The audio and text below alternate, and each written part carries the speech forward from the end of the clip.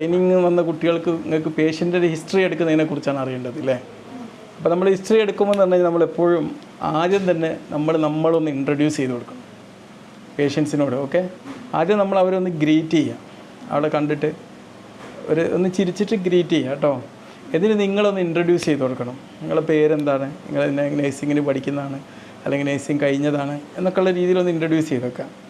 എന്നിട്ട് നിങ്ങൾ എന്തിനാണ് അടുത്ത് ചെയ്യേണ്ടത്, പേഷ്യൻറ്റിൻ്റെ ഐഡൻറ്റിറ്റി ഒന്ന് കൺഫേം ചെയ്യാൻ വേണ്ടത്. അപ്പോൾ അവരെ പേര്, വയസ്സ്, മെയിലാണോ ഫീമെയിലാണോ എന്നുള്ളതൊക്കെ ഒന്ന് കൺഫേം ചെയ്യാം. അപ്പോൾ നിങ്ങൾ എന്ത് ചെയ്യുന്നിട്ട് അവരോട് പറയണം ഞങ്ങൾ എന്തിനു വേണ്ടിയാണ് വന്നത്. ഇപ്പോൾ നിങ്ങൾ മെഡിക്കൽ സ്റ്റുഡൻ്റ് ആകുമ്പോൾ നിങ്ങൾ പറയാം ഞങ്ങൾ മെഡിക്കൽ സ്റ്റുഡൻ്റാണ്, നിങ്ങൾക്ക് അസുഖത്തെക്കുറിച്ചൊക്കെ ഒന്ന് ചോദിച്ചറിയാൻ വേണ്ടി വന്നതാണെന്ന് പറയാം. അപ്പോൾ അല്ലെങ്കിൽ നിങ്ങൾ ഇത് കഴിഞ്ഞിട്ട് നിങ്ങൾ പറയാം നിങ്ങൾ അസുഖത്തെക്കുറിച്ച് ഡീറ്റെയിൽസ് ആയിട്ടൊക്കെ ഒന്ന് അറിയാൻ വേണ്ടി വന്നതാണെന്ന് പറയാം. എന്നിട്ട് നിങ്ങൾ എന്ത് ചെയ്യണം, അടുത്തത് അവർ എന്തെങ്കിലും ഒരു കംപ്ലയിൻ്റ് ആയിട്ടായിരിക്കുമല്ലോ വന്നത്, അതിന് പ്രസൻറ്റിങ് കംപ്ലയിൻ്റ് എന്നാണ് പറയുക. ഇപ്പം അവർക്ക് എന്തൊക്കെ പ്രശ്നങ്ങളാണ് ഉള്ളത് എന്നതിനെക്കുറിച്ച് ഇങ്ങനെ. അപ്പോൾ നിങ്ങൾ എന്തുകൊണ്ടാണ് നിങ്ങളിവിടെ വന്നത് എന്നുള്ളൊരു ചോദ്യം ചോദിക്കാം. അപ്പോൾ എനിക്ക് പനിയായിട്ടോ അല്ലെങ്കിൽ തലവേദന ആയിട്ടോ വന്നത് പറയല്ലോ. അപ്പോൾ അവരിങ്ങനെ സ്പെസിഫിക് ആയിട്ട് പറയുന്നത് നിങ്ങളൊന്ന് ശ്രദ്ധിക്കണം. അപ്പോൾ ഇപ്പോൾ നെഞ്ചുവേദന ആണെങ്കിൽ എനിക്ക് രാവിലെ തൊട്ട് നെഞ്ചുവേദന ഉണ്ട്, അല്ല ഇന്നലെ ഞാൻ നല്ല കുഴിമന്തി കഴിച്ചപ്പോൾ എനിക്ക് നല്ല വേദന വന്ന്, അവർക്ക് ചിരി വരുന്നുണ്ട് കേട്ടിട്ട്. ഇന്നലെ കുഴിമന്തി കഴിച്ചിനോ? ഇല്ല. നീ കഴിച്ചിരുന്നു എന്തി? ഓക്കെ, അതോടൊക്കെ ചിരി വരുന്നു.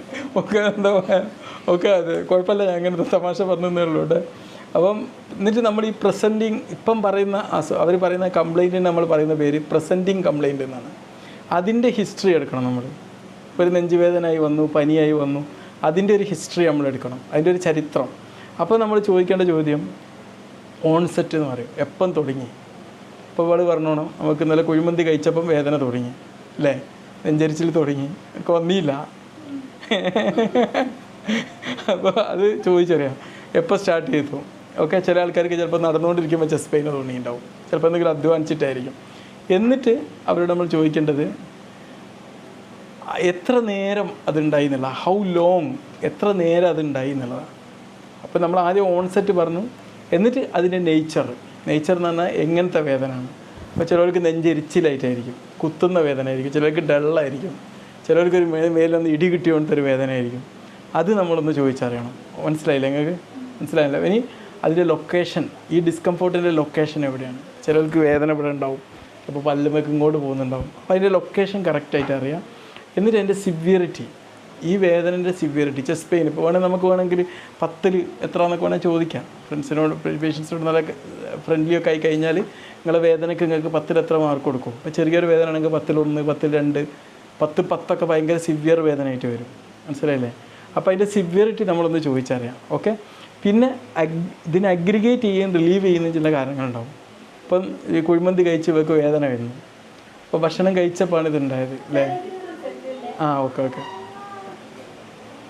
അപ്പം അതിൻ്റെ അത് ചോദിക്കുക. എന്നിട്ട് അതിൻ്റെ കൂടെയുള്ള ആ സിംറ്റംസ് എന്താണെന്നുള്ളതൊന്ന് ചോദിക്കുക. ഓക്കെ, ഇനി നമുക്കൊരു പേഷ്യൻറ്റിൻ്റെ റിസൾട്ട് നോക്കിയിട്ട് ബാക്കി ഞങ്ങൾ പറഞ്ഞുതരാം കേട്ടോ. ഏതായാലും കുട്ടികൾ ഭക്ഷണം കഴിക്കാൻ പോയതാണ്, നമ്മൾ പറച്ചിലൂടെ അവസാനിപ്പിക്കുന്നില്ല. പിന്നെ നമ്മൾ അന്വേഷിക്കേണ്ടത് പാസ്റ്റ് മെഡിക്കൽ ഹിസ്റ്ററിയാണ്, എന്തൊക്കെ മുമ്പത്തെ അസുഖങ്ങളുണ്ട് എന്നുള്ളതാണ്.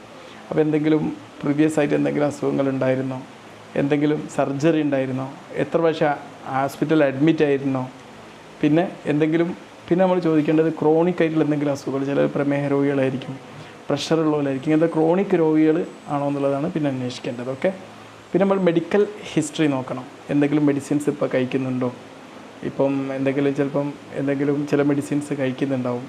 പിന്നെ എന്തെങ്കിലും മെഡിസിൻസിന് അലർജി ഉണ്ടോ എന്നുള്ള പ്രത്യേകം ചോദിച്ചറിയണം. പിന്നെ ഫാമിലി ഹിസ്റ്ററി ചോദിക്കണം. ഈ ചിലപ്പോൾ എന്തെങ്കിലും അസുഖങ്ങൾ, ഇപ്പോൾ ഹൃദയാഘാതം, ഇതൊക്കെ ഫാമിലി ആയിട്ടുണ്ടാവുമല്ലോ. അപ്പോൾ ഫാമിലിയിൽ മറ്റാർക്കെങ്കിലും അസുഖങ്ങൾ ഉണ്ടായിട്ടുണ്ടോ എന്നൊന്ന് ചോദിച്ചറിയണം. അത് ഫാമിലി ഹിസ്റ്ററിയാണ്. പിന്നെ പേഴ്സണലും സോഷ്യൽ ഹിസ്റ്ററിയാണ് അന്വേഷിക്കേണ്ടത്. പേഷ്യൻ്റ് ഹിസ്റ്ററി എന്ന് പറഞ്ഞാൽ സ്മോക്കിംഗ് ഹാബിറ്റ്, ആൽക്കഹോൾ ഹാബിറ്റ്, എന്തെങ്കിലും മയക്കുമരുന്ന് ഉപയോഗിക്കുന്നുണ്ടോ എന്നുള്ളത്, പിന്നെ എക്സസൈസ് ആഗ്രഹിക്കുന്നത്, ഭക്ഷണശീലി എങ്ങനെയാണെന്നുള്ളതൊക്കെ ഒന്ന് ചോദിച്ചറിയണം. ഓക്കെ, പിന്നെ ജോലി എന്താണ്, ലിവിങ് കണ്ടീഷൻസ് എങ്ങനെയാണ്, ഇതൊക്കെ ഒന്ന് ചോദിച്ചിട്ട് അറിഞ്ഞെടുക്കാം. പിന്നെ സ്ത്രീകളാണെങ്കിൽ അവരുടെ മെൻസ്ട്രൽ ഹിസ്റ്ററി, അവരുടെ പ്രസവത്തിലുണ്ടായിരുന്ന ഹിസ്റ്ററികൾ, ഇതൊക്കെ ഒന്ന് ചോദിക്കാം. മെൻസ്ട്രൽസ് റെഗുലർ ആണോ, എന്നാണ് ലാസ്റ്റ് പീരീഡ് ഉണ്ടായത്,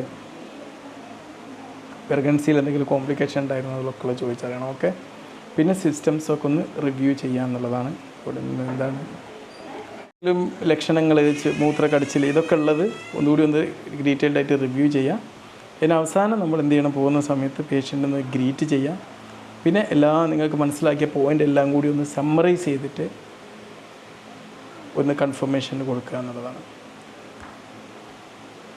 പിന്നെ അടുത്ത സ്റ്റെപ്പ് എന്താണ് ചെയ്യുക, ഡോക്ടർ വന്നിട്ട് കാണും, മറിച്ചതെന്നൊക്കെ ഉള്ളത് ഒന്ന് അവരെ കൊണ്ട് പറഞ്ഞു കൊടുക്കുക. ഇനിയിപ്പോൾ കുറച്ച് കഴിഞ്ഞ് നിങ്ങളടുത്ത് ഡോക്ടർ വരും, എന്നിട്ട് പരിശോധിക്കും, അല്ലെങ്കിൽ ഡോക്ടർ ഇതാക്കും എന്നൊക്കെ ഉള്ള ഒരു ഇൻസ്ട്രക്ഷൻ കൊടുത്തിട്ട് ഓക്കെ ചെയ്യാമെന്നുള്ളതാണ്.